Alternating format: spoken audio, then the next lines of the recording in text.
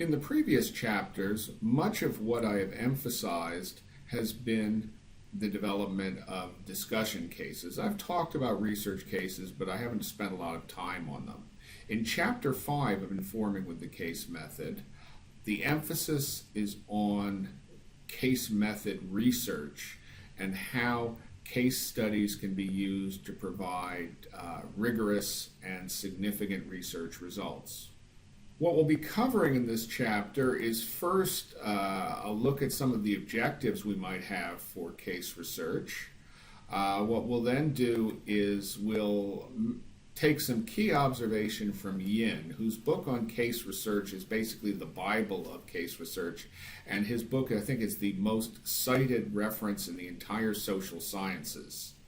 We will then take a look at some research questions that might be applied in the context of complex landscapes. And the complex landscapes is important because if you believe the world is not that complex, if the landscape is not that rugged, then my advice would be just to follow every guideline that Yin gives. When we start giving complex landscapes, however, you may have to adapt your thinking a little bit, and that's where this notion of case method research comes in. We'll then talk a little bit about some alternative designs for case research, and then finally we'll talk a little bit about triangulation and some of the sources that you might use when you're doing case research.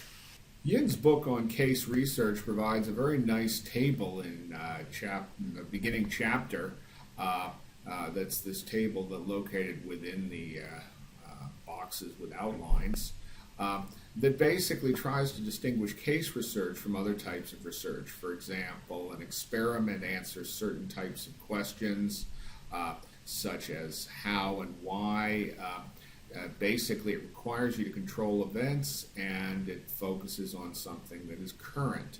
A survey can offer many different questions, does not require control of events, and has a contemporary focus. Archival analysis, looking at information from the past. The big difference is it may not have a contemporary focus. History does not have a contemporary focus, and case studies don't require control of events, but do have a contemporary focus. The idea being that different objectives suggest different types of research. Now, what I did in my book is I expanded his table to add a couple of other, a column and a couple of rows. The first is it suitable for complex landscapes? And what I would argue is, for the most part, experiments, surveys, don't really give you very useful information in complex landscapes, because even if you get clear results from a particular experiment, in a complex landscape, it's very unlikely that it's going to generalize in any predictable way. Similarly, a survey tends to produce a lot of static when you're surveying a bunch of peaks as opposed to surveying a nice orderly landscape. Archival analysis, history, and case studies, on the other hand, are more suitable for complex landscapes because they don't really force you towards quantitative analysis or towards looking at a very narrow behavior with the expectation that we generalize. What I would also say is that I added a couple of rows. Is it suitable for conceptual theory building and logical mathematical theory building? And these are other types of research.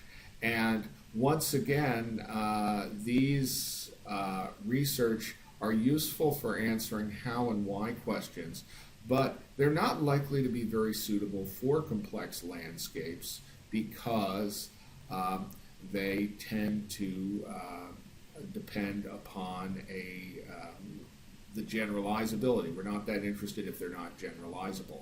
And it's the fact that we're suitable for complex landscapes, in my mind, that makes case research its most, the most useful research technique in a lot of different situations. So when I talk about case method research, I'm really talking about that kind of exploratory research that is specifically assumed to take place in a complex environment, is interested in outliers and all that type of thing. And the goals of case method research are somewhat different from a lot of the research that Yin talks about when he talks about case research more generally. Here are some examples. For one thing, I'm not that interested for the most part in theory because I don't think theory is worthy of the name if it's not generalizable. I'm interested in conceptual schemes, which are ways of essentially making sense of a particular situation. There's a researcher called White who talks about sense making as being one of the most important things a manager does. Well, I treat the sense making process as essentially developing a conceptual scheme around a given situation. And to the extent that scheme is resonant, which is to say it's simple enough and powerful enough to communicate, it might be useful. And the key thing is might. We don't expect a conceptual scheme to be useful everywhere, but we communicate it so that the potential user of the scheme might decide whether it makes sense in his or her own situation. Another thing that we do in case method research is look at boundaries. In a rugged fitness landscape, it's much more interesting to know the domain over which findings are likely to hold than it is perhaps the findings itself. So when we come up with our own ideas, the question is where might they be applicable? Where might they not be applicable?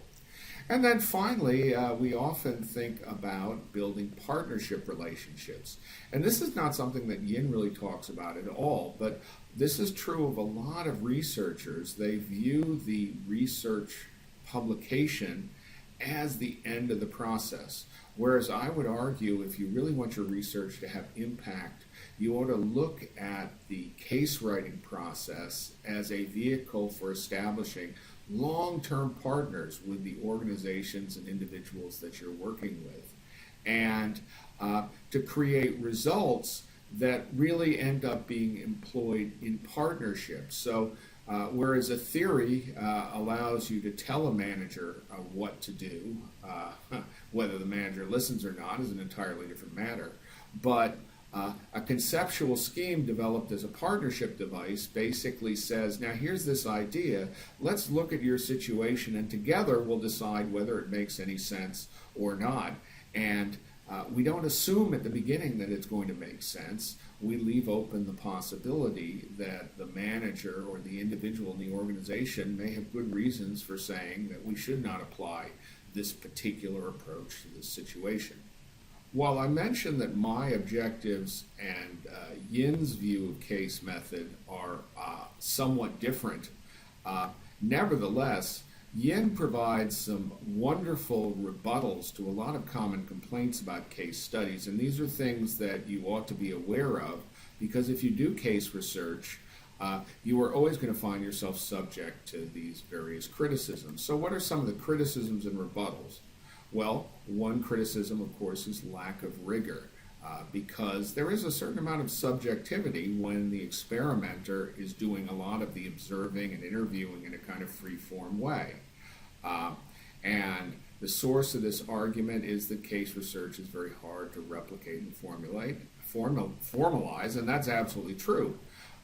But the rebuttal is that rigor must be assessed relative to other alternatives. So yes, with a survey you can get a lot of statistical information out, but what do you really learn from a survey? And when you see a relationship between variables in a survey, what is your ability to find out what is really happening? You know, if two individuals' behaviors are correlated, you know, it's useful to ask the individuals, okay, well, why are they correlated? But a lot of times survey research and other quantitative research techniques leaves it entirely up to the investigator to figure out what's going on, and that is not necessarily rigorous, nor is it necessarily objective.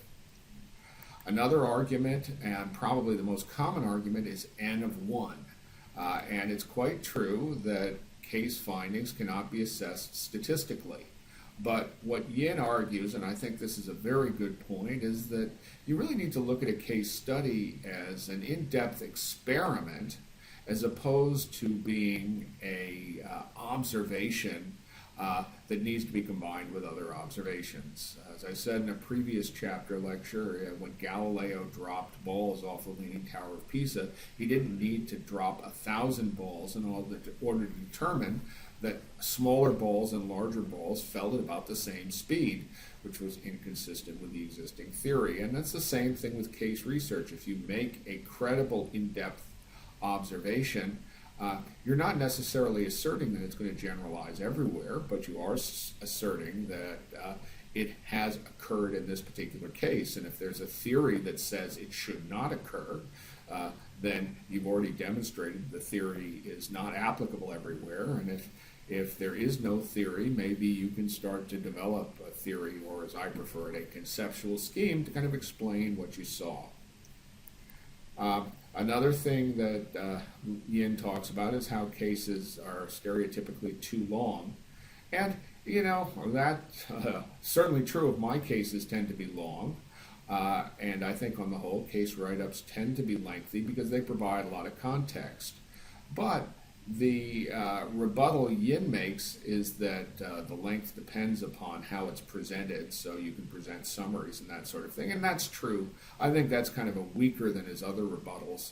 My own feeling is that when you provide that length, you suddenly create source material that can be used in later research that you can't if you just get a very short result. So I see the length as being a potential benefit if you want to use that observation later. So my reaction is, well, let's just live with it. But then, of course, I tend to write much longer than most people, and doubtless could have my prose compressed. Let's see, the final argument that Yin talks about is that cases are not randomized. You do not have a random experiment. And, that's certainly true, and there's certainly opportunism in case design. A lot of times when you're doing a case, something happens, and you treat that happening as an experimental manipulation, and then you look at the changes it brought about. But that's not a very rigorous way, from a scientist's standpoint, of running an experiment. But, the rebuttal is that this complements other methods. You don't necessarily use a single case study to make huge decisions about everything in the world. And frankly, when you've got a rugged landscape, which I believe a lot of business is, then the benefits of randomization are not really that good, because randomization is particularly useful when there are these underlying principles that apply across the whole landscape that you expect to occur, whereas in a rugged landscape, you're simply not going to see that type of principle. Returning once again to this notion of a rugged landscape, the obvious question is, well, if traditional research approaches that we apply are not good for a rugged landscape, then why is it that the case method might be useful? And what are some of the research questions that it's worth asking about in a rugged landscape? Because we're clearly not going to ask for some general theory. So I think there are some very interesting questions for rugged landscapes. For example, there's the question of how do we estimate fitness? The whole idea of a rugged landscape is that high fitness solutions tend to be replicated. So as our solution, if we find a high fitness solution, a lot of people will copy it. We'll keep doing it over and over again. That solution will be applied over and over. But the question is, when we're first coming to a solution, how do we estimate whether it's really a good solution or a bad solution? And case studies allow us to actually look inside the mind of the individuals. What factors affect fitness is another very important question. What things make fitness higher and what factors make things lower, and we have to recognize that can be localized in a rugged landscape. So in some cases, factors will be positive, some factors will be negative, and then there may be some factors that don't have any impact at all anywhere on the landscape, and it's useful to know those as well because you have to worry about them.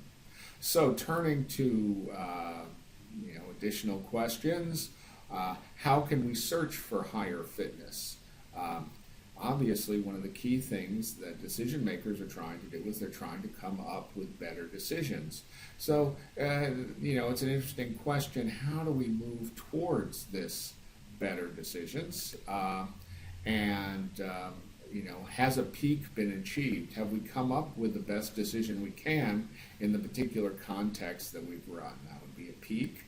And then the question of, is a conceptual scheme bounded? In other words, we've got this theory or conceptual scheme. What are its limits, which can often be quite narrow? And finally, does a conceptual scheme generalize? When you see something interesting in a case, is it possible that this case will apply in other situations? If you see something like that, then of course that's a very interesting thing. It's the basis of something that might ultimately become a theory. I don't know that conceptual schemes are going to generalize that often, but we can always hope that they will, because if they do, they may provide useful insights across lots of business problems. So these are the research questions for ruggedness that we talked about in the book Informing Business. And now let's think a little bit about how the case method might be applied to them. In thinking about how case research might be performed, there are a number of different designs, each of which has its own set of questions, whether relating to ruggedness or not, that may be usefully answered. One of the most common types of case study is the single site, single point in time case study. This is the classic N of 1 study, frequently disparaged. But on the other hand, it also has some interesting potential benefits. When you do a single snapshot, maybe you're just dealing with a very interesting situation.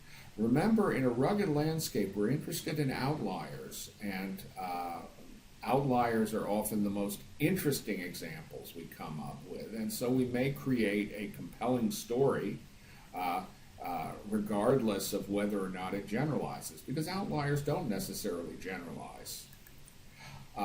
Another thing we might do is we might look at a case study that illustrates a best practice. And from a research standpoint, one of the things that we would need to be researching in that context is evidence that it actually is a best practice as opposed to just a practice. And so, you need to think about evaluating fitness, which is one of those things that is particularly useful in rugged landscape. Your audience might consist of experts.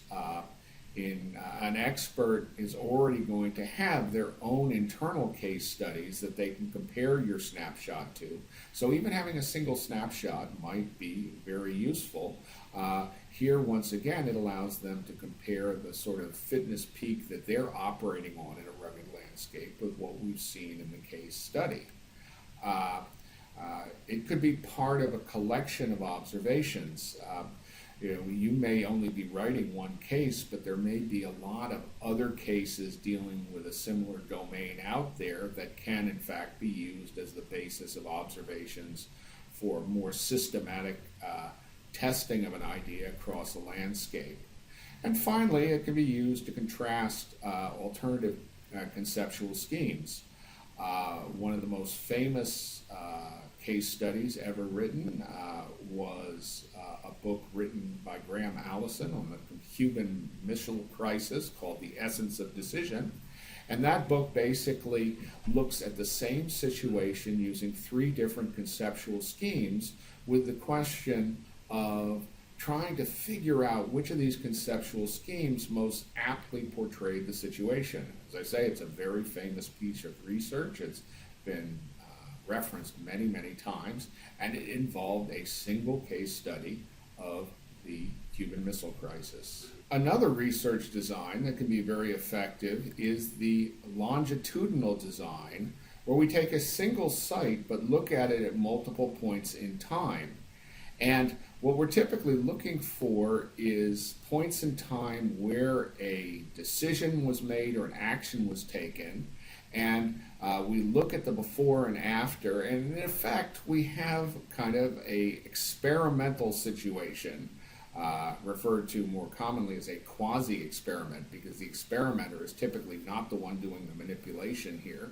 But nevertheless, if, for example, you have a company with a product, it raises its price, and then you see certain consequences occurring right after the price raise, you may be able to interpret some form of causality. So if we look at this, we take an original observation, there is then some action or external change that occurs, and then we take a subsequent observation or set of observations to determine what the consequence of this action was. And whereas when you do time series analysis with things like stock data, you have to actually assume that it was this action or external change that resulted in the subsequent changes within the organization. When you're doing a case study, you have the additional benefit of triangulation, which means that you can actually ask the participants or observe the participants as this is going on and make a much more credible case for cause and effect. Another technique that can be used in research design is looking at cases which are either similar in their context or different in their context, and similar in their outcome and different in their outcome.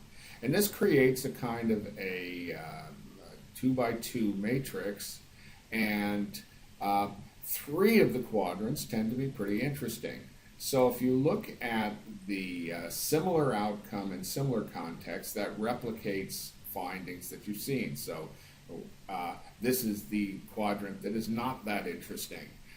It's a pure replication, though, as I have mentioned in previous discussions, particularly in informing business, replication is an extremely valuable tool. It just is not the type of tool that produces really interesting results because you're just saying we were right. Now, the other 3 quadrants are really interesting. So if we take a look at a similar outcome but a very different context, what that suggests is that there's really a generalization available here. So maybe this expectation that we originally had from the first case is something that is more widely observed. And as I mentioned earlier, I wrote a paper comparing Mrs. Field's cookies and Battery March financial management, and we saw a very similar pattern of outcome in 2 extremely different companies. Now, another interesting quadrant is where you've got a similar context and very different outcomes. What this does is it suggests that your results are very sensitive. And it also suggests that the environment is complex, because in a complex environment, relatively minor changes in context can lead to big changes in outcome. Whereas in a simple environment, a similar context should always produce similar outcomes.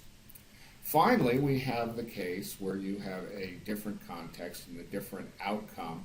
And this doesn't really tell us very much, except for the fact that the theory is probably not that generalizable.